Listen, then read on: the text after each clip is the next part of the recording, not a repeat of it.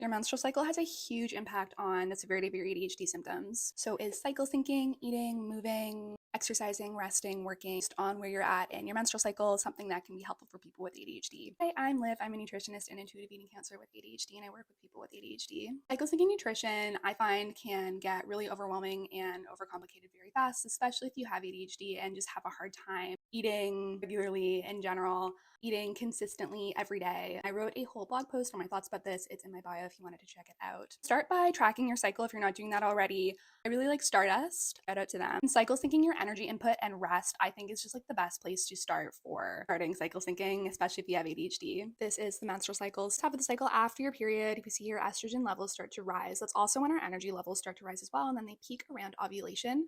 So at this time, when you can, doing tasks that require a lot more energy, that may be more challenging. Great time for big social things, dates, presentations. And we see estrogen dip after ovulation here.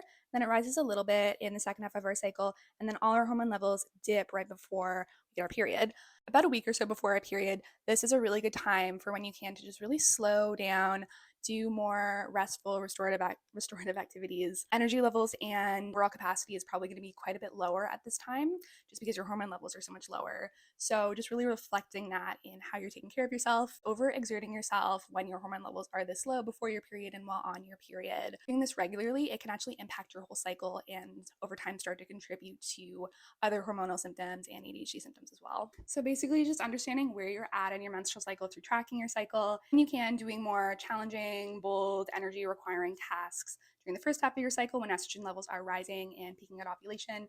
And then about a week or so before your period, when you start to experience more PMS symptoms, lower energy levels, really starting to take it easy and doing more restorative, relaxing activities.